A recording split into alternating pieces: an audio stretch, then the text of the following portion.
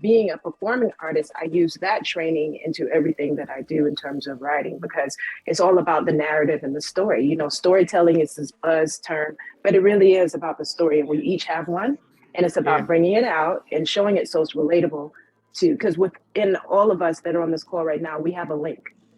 We're in Mm. this space and time together, but there's other things too. We're all energy, right? So it's all about tapping that out of rather every single thing that I do and interact in as we do as creatives.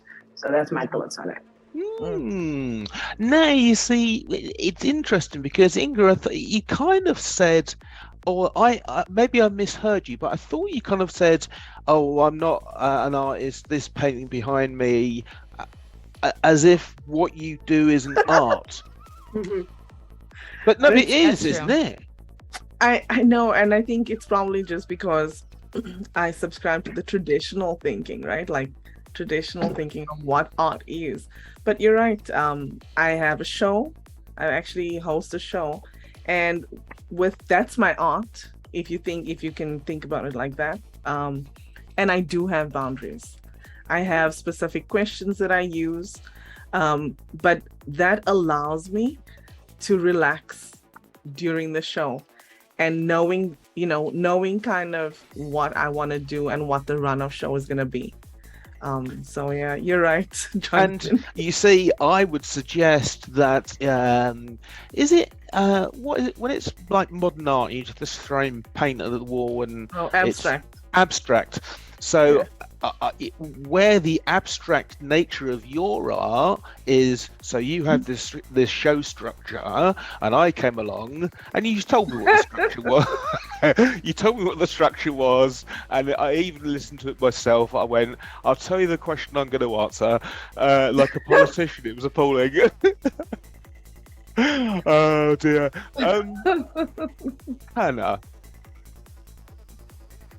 do you see and understand that what you do is art? Um, Interestingly, for some reason, like although it is like now that that we're talking about, I'm like, yeah, this is art. Yeah. Because especially, as Lynette mentioned earlier, when we're working with clients, sometimes you get a brief for what you need to write or do. Um, but especially, those are more like if you're working with an agency or something. But if it's just you and the client, then you have to create your own brief, and the way you do that is by interviewing your client. And after interviewing them and taking all the segues and getting the background of their story and all of that, then you understand, okay, this is the direction we need to go. You kind of look at the intersection of their story and their audience and all of that, so it kind of becomes like you're matching um two, well, not two different things, but you have to find the intersect of where the story that the client has is relevant and important for their audience, so that they Mm. can connect with people.